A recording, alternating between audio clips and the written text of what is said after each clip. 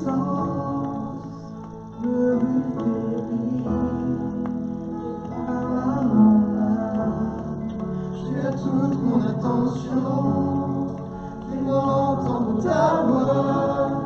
Je ne veux rien manquer, Seigneur, mon cœur désire plus de toi. Mon cœur recherche ta face, je cède à toi. Tout en moi est ému par ton amour, captivé par qui tu es. Rends-moi de connaître plus encore. Je veux m'approcher de toi, laisser mes peurs derrière moi. Seigneur, viens toucher ma vie à nouveau.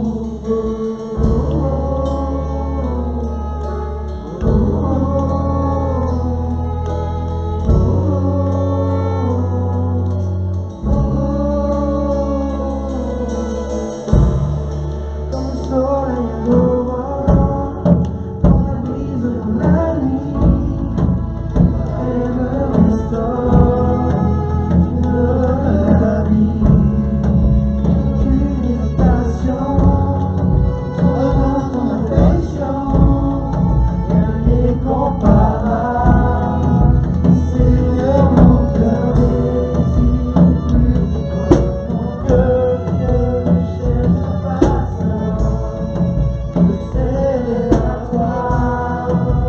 Tout en moi est ému par ton amour, captivé par qui tu es. Moi te connaître plus encore. Je veux m'approcher de toi, laisser mes peurs derrière moi. Seigneur, viens toucher ma vie à nouveau.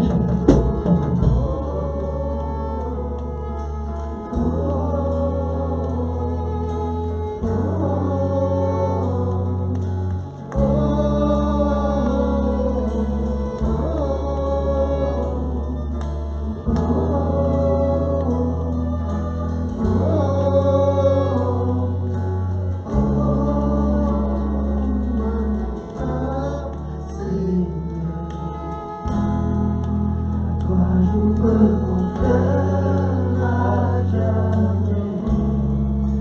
C'est ce que ta sœur sait faire. Jésus vient m'aider dans ma vie. À toi j'ouvre mon cœur, Seigneur. À toi j'ouvre mon cœur à jamais. C'est ce que ta sœur sait faire. Jésus vient m'aider dans ma vie. À toi j'ouvre mon cœur, Seigneur. À toi j'ouvre mon cœur.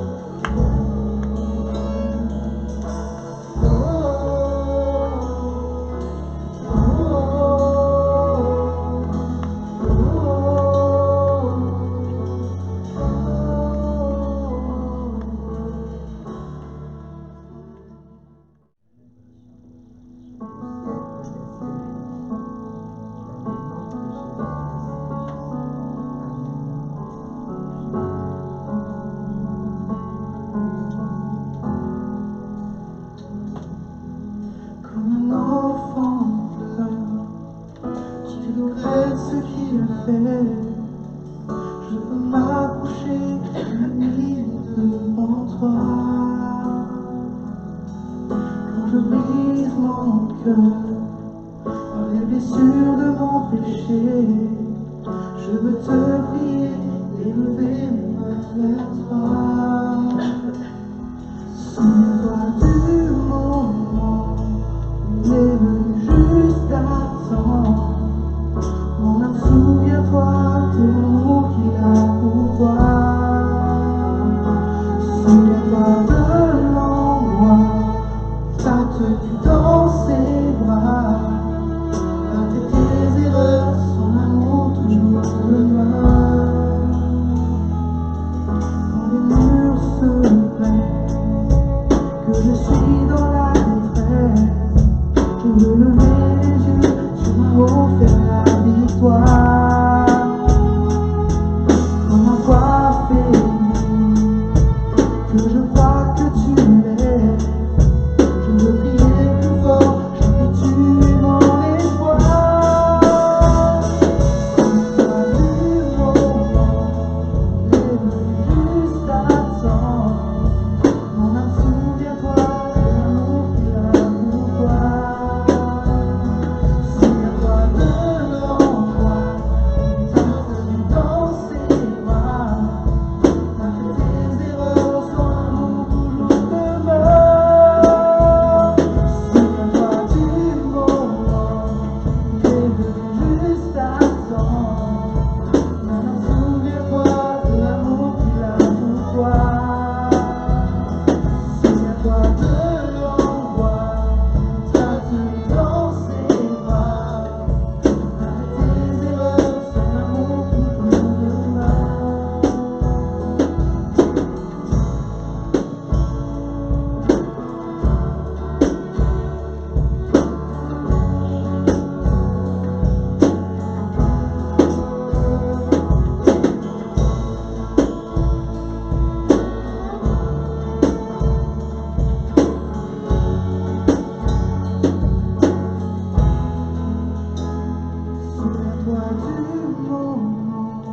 où il est venu juste à temps. Souviens-toi de l'amour qu'il a pour toi. Souviens-toi de l'endroit où t'as tenu dans ses bras. Malgré tes erreurs, son amour toujours demeure. Souviens-toi du moment où il est venu juste à temps. Mon âme, souviens-toi de l'amour qu'il a pour toi.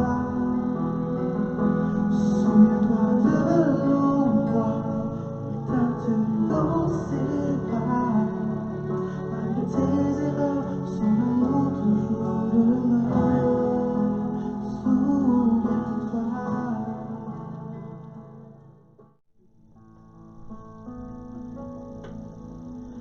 Grâce infinie de notre Dieu, qui un jour m'a sauvé, j'allais de lieu en lieu. Quand tu m'as retrouvé, ma vie fut complètement changée. Alors qu'en lui j'ai cru, depuis ce jour, de tous les dangers, sa grâce m'a secouru. Les chaînes enfin sont enlevées. Mon Dieu, mon sauveur, m'a achevé de son pardon. Il m'envahit, amour divin, grâce infinie.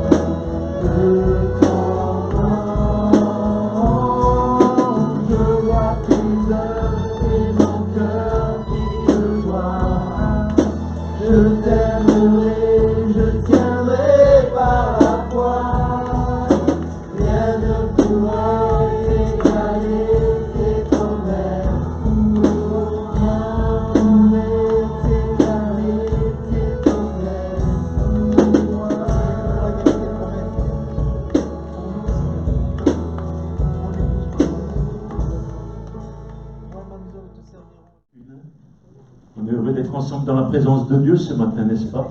Le Seigneur est au milieu de nous, il agit par son esprit, il veut encore agir également au travers de sa parole. On croit que la parole de Dieu, elle est vivante, elle est efficace, elle est capable de produire du fruit dans nos cœurs. Et c'est pour cela que nous sommes là. Nous sommes là pour entendre le Seigneur nous parler.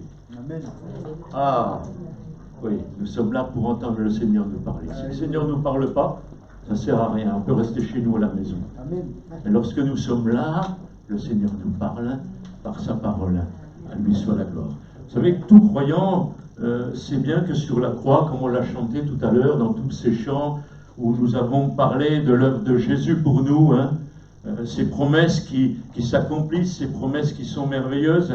Tout croyant sait bien que sur la croix, Jésus a payé le prix de nos péchés, il a versé son sang pour nous racheter. Et heureusement, il n'y avait rien d'autre qui pouvait nous sauver. Il est le seul qui puisse nous sauver. Il est le seul qui puisse nous racheter. Et il l'a fait à Golgotha. À lui soit toute la gloire.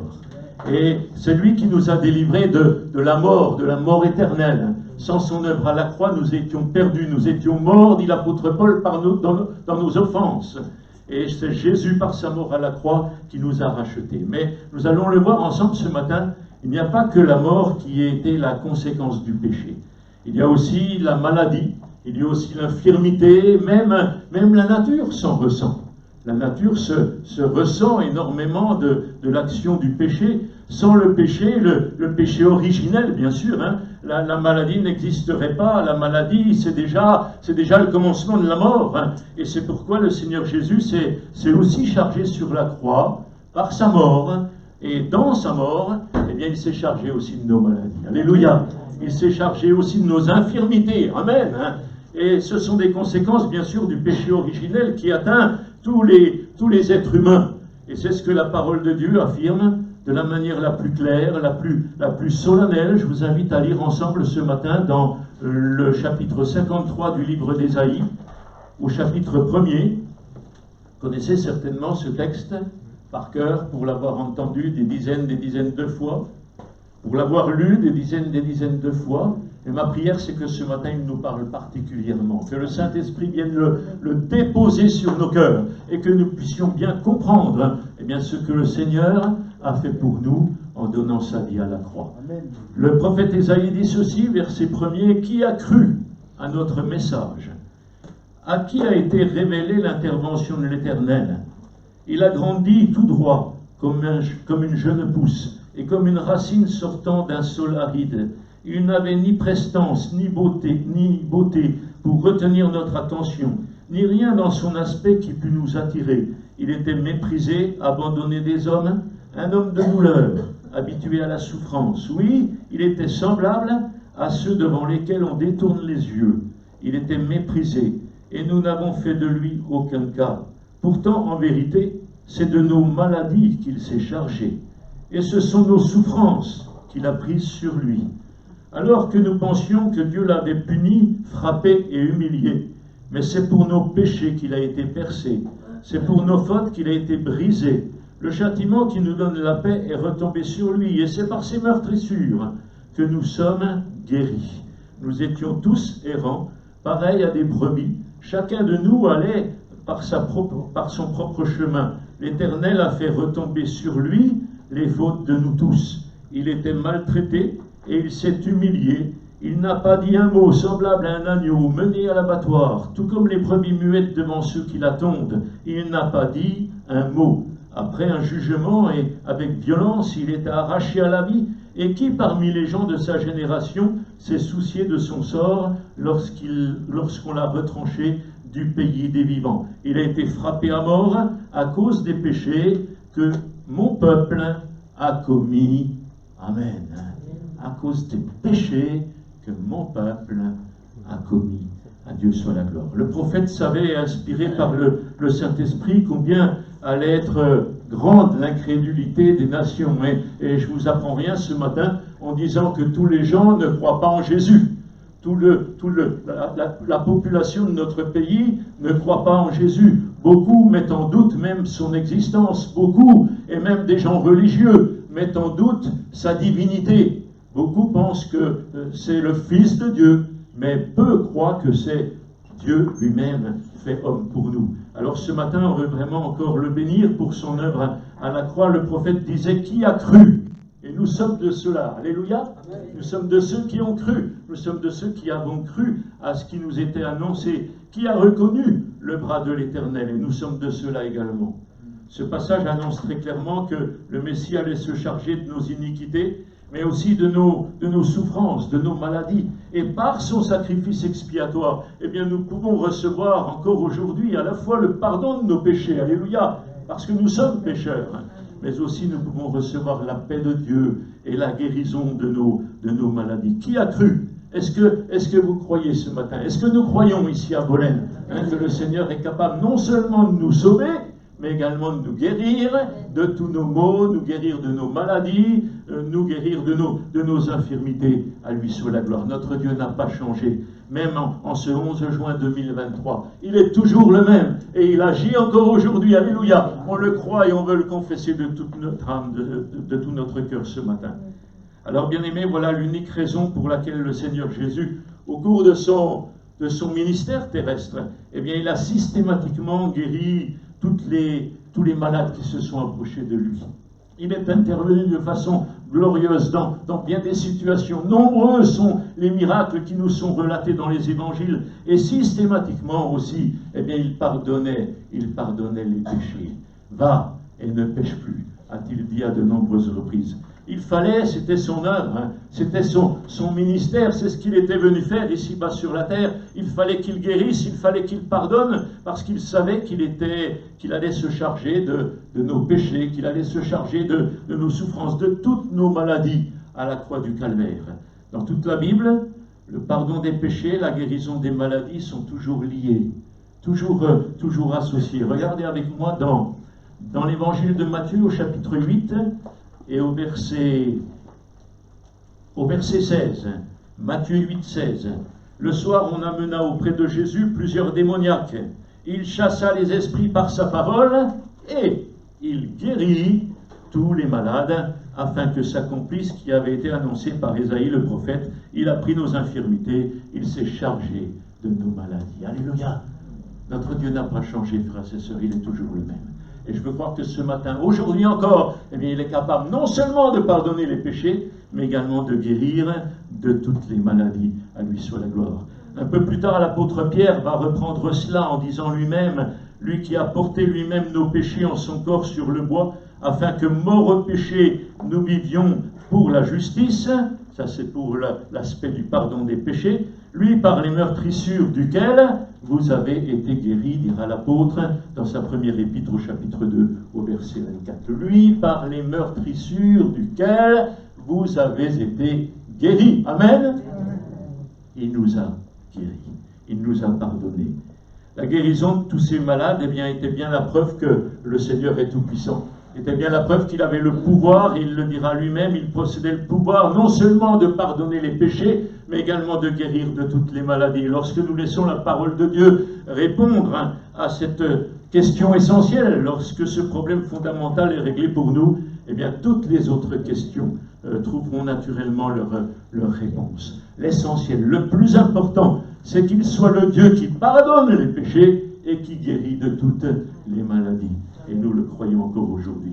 Alors, une fois dressé le glorieux monument de l'œuvre de Christ à la croix, parce que c'est vraiment quelque chose de formidable, nul autre n'a fait la même œuvre depuis que le Seigneur est remonté au ciel. Personne n'a égalé cette œuvre-là. Elle est nécessaire, elle est pour nous, elle est suffisante pour nous. Il a tout accompli, il le dira lui-même. Il n'y a plus rien à ajouter. Qu'est-ce que nous pourrions ajouter, nous les humains? Il a tout accompli, le Seigneur. Et ce matin, eh bien, il veut encore l'accomplir dans chacune de nos vies.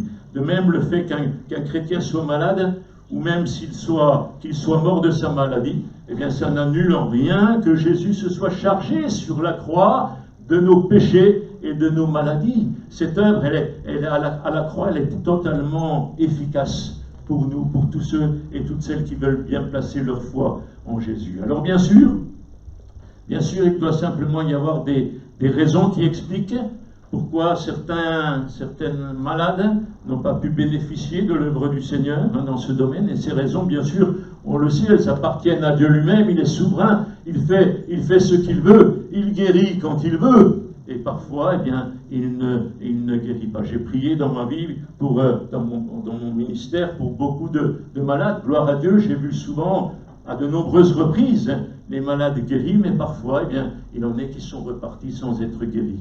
Je devrais alors répondre, non, tous n'ont pas été guéris, n'est-ce pas?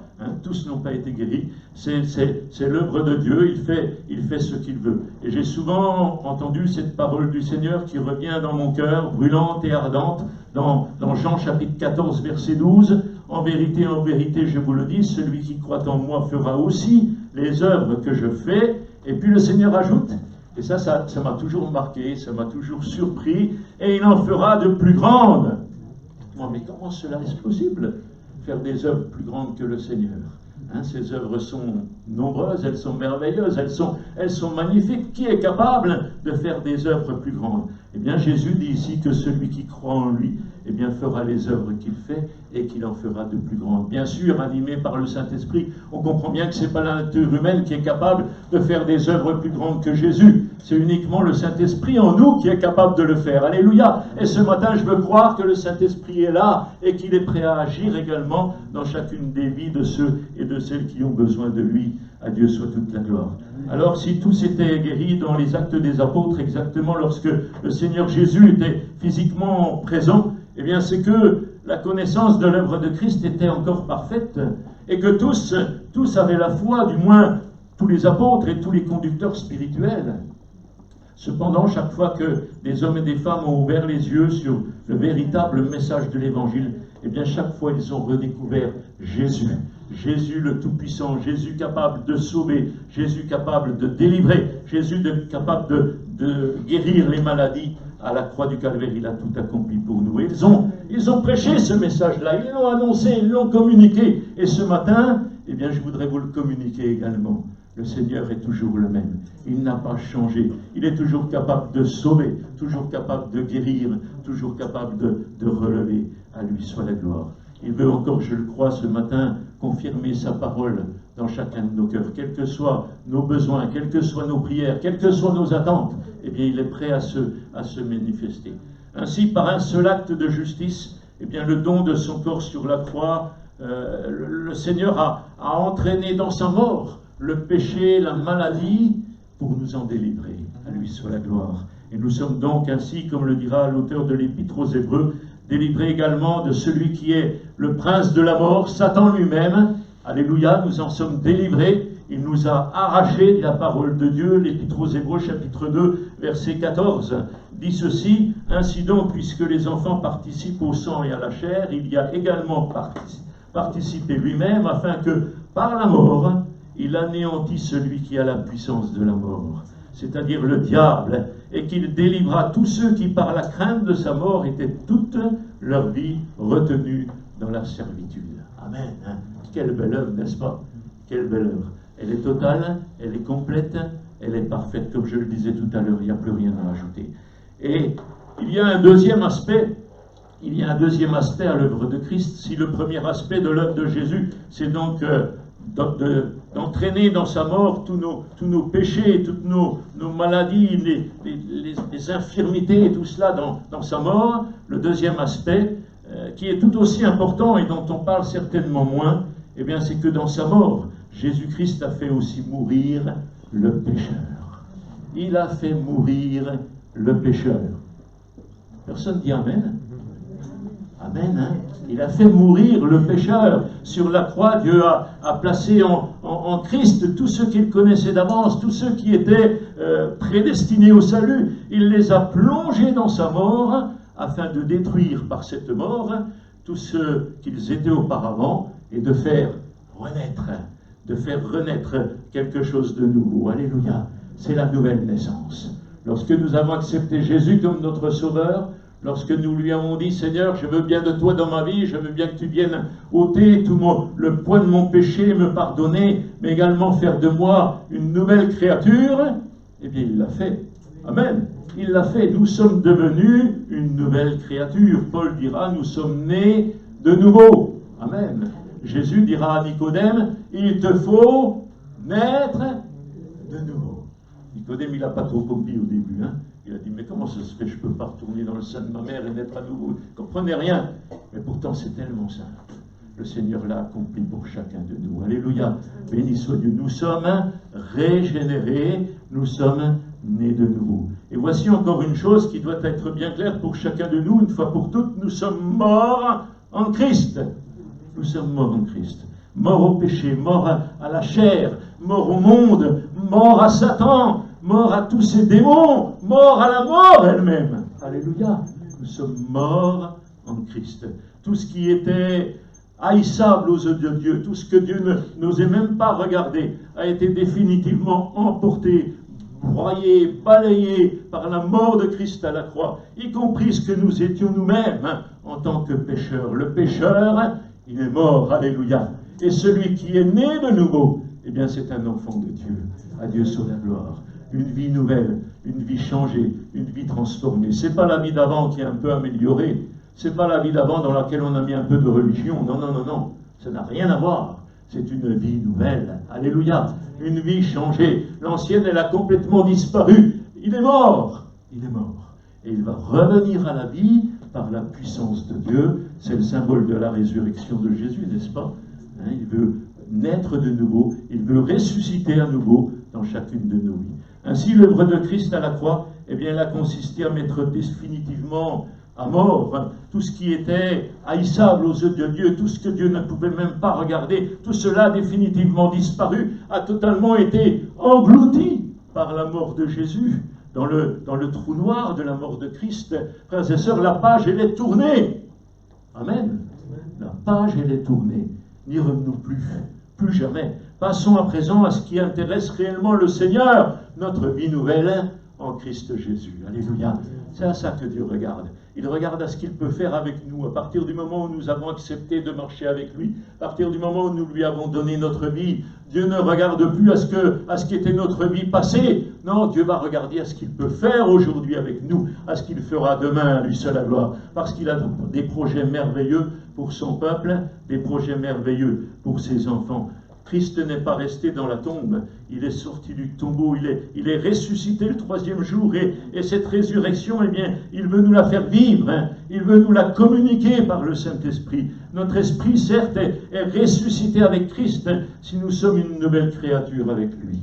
Notre esprit va être aussi régénéré, et il est déjà entré dans les lieux célestes. Amen. Notre esprit est complètement renouvelé. Notre rédemption, elle est totale pour tout notre être, pour le corps, l'âme et l'esprit. Pour le moment, c'est vrai, seule la rédemption de notre esprit est réalisée. Notre âme, on va attendre encore un petit peu, ça viendra en son temps.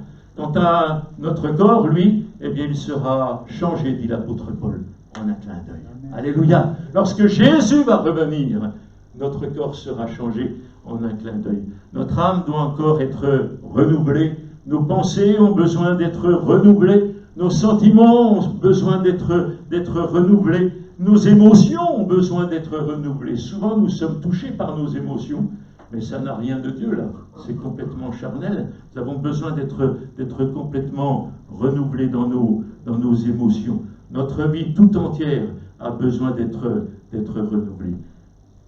On veut vraiment que le Seigneur puisse agir pleinement en chacun de nous pour accomplir son œuvre, pour accomplir son projet. C'est vraiment un beau programme que le Seigneur a pour chacun, n'est-ce pas? Un programme merveilleux. Moi, j'ai envie de rentrer dans son programme. Je dis, Seigneur, fais-moi entrer dans tes projets jour après jour. Je veux accomplir ce que tu as préparé pour moi. Ce serait quand même bête de passer à côté des projets du Seigneur, n'est-ce pas? Et d'arriver à la fin de notre vie et puis que le Seigneur nous dise, mais là, ce que je t'ai demandé, tu ne l'as pas accompli. Là, ce que je t'ai fait voir, là, tu n'as rien fait. Et là, dans tel domaine, tu n'as même pas bougé. Ce serait triste quand même d'avoir ce genre. Moi, je veux que le Seigneur puisse me dire, ça va, ça va.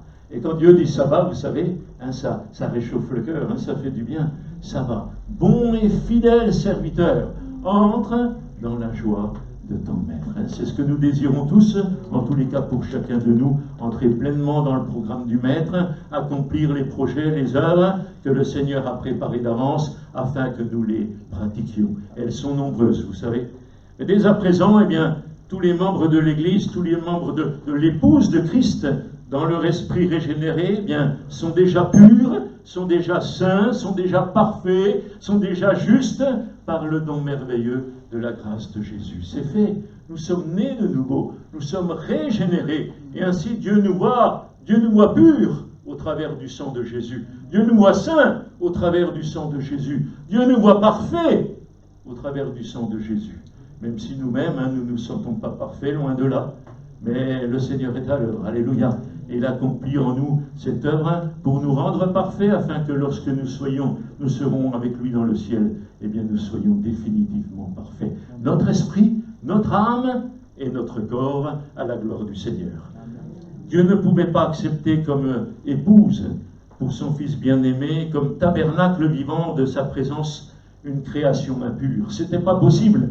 Ça ne va pas du tout ensemble, ça n'a rien à voir. Il ne pouvait pas accepter une créature souillée par le péché. Alors il lui fallait donc faire disparaître l'ancienne création et en créer une nouvelle. Amen. Et c'est ce que le Seigneur a fait en donnant sa vie pour nous. Il a fait mourir cette vieille nature et puis il nous a donné de renaître avec une vie nouvelle, entièrement nouvelle, une vie à son image, une vie remplie de sa justice. Une vie digne d'avoir avec le Fils de Dieu une réelle communion, une réelle relation. Ça vaut la peine d'être en relation avec le Seigneur. Alors, après avoir créé Adam et Ève, Dieu a vu ce qu'il avait fait. Et vous vous souvenez, dans le livre de la Genèse, il nous est dit au chapitre 1er, verset 31, que Dieu a trouvé que c'était très bon. Il a trouvé que c'était très bon quand il a vu Adam et Ève. Et de même, après avoir opéré la nouvelle création de chacun de nous, tous ceux qui sont nés de nouveau en Christ, eh bien, je veux croire que Dieu nous regarde et qu'il dit à nouveau, c'est très bon, c'est très bon. Parce que c'est sa création, parce que c'est son œuvre, c'est sa régénération qui s'opère dans nos vies. Et alors, le Seigneur ne va certainement pas nous regarder comme nous nous regardons. Parfois, on se regarde comme des misérables. Ah, mais Seigneur, je suis nul. Ah, mais Seigneur, je suis mauvais. Ah, mais Seigneur... On a vraiment un regard charnel, un regard humain sur ce que Dieu a fait dans nos vies. Mais non, moi je veux croire que Dieu a fait de belles choses dans ma vie. Je veux croire que Dieu a fait de belles choses dans ta vie, mon frère, ma soeur. C'est quelque chose de glorieux, c'est quelque chose de merveilleux. Alors tu vas me dire, ah oui, mais il y a des moments... Oui, bien sûr, parce qu'il y a encore de l'homme.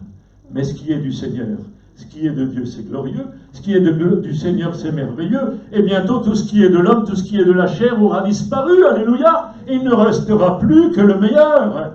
Il ne restera plus que ce qui est bon, que ce qui est très bon. Amen. Alléluia. Alors réjouissons-nous et soyons dans l'allégresse, car les œuvres de Dieu, elles sont parfaites. Les œuvres de Dieu, elles sont merveilleuses. Et nous sommes nous-mêmes sa création, sa recréation, je ne sais pas si ça se dit. Nous sommes, dit la Bible, le peuple de son pâturage. Ça vaut la peine, dites-moi. Ça vaut la peine. Ça vaut la peine de marcher avec lui, ça vaut la peine de le connaître, ça vaut la peine de le servir, ça vaut la peine de se laisser conduire, inspiré par le Saint-Esprit pour être des instruments qui allons accomplir sa volonté. C'est quelque chose de glorieux, c'est quelque chose de merveilleux. Et Dieu nous conduit sûrement dans la vie éternelle. À lui soit la gloire.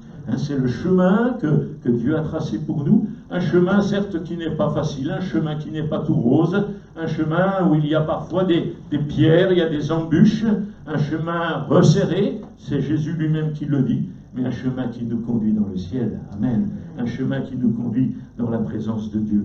Jésus revient. Amen. Jésus revient bientôt. Il vient chercher celle qu'il aime, sa fiancée, son Église. Et c'est la félicité éternelle qui nous attend. Alors ce matin, je veux vraiment remercier le Seigneur pour son œuvre à la croix. Elle est complète, elle est totale. Non seulement à la croix, il m'a pardonné. Non seulement à la croix, il m'a guéri de toutes mes maladies, mes infirmités. Je veux le croire.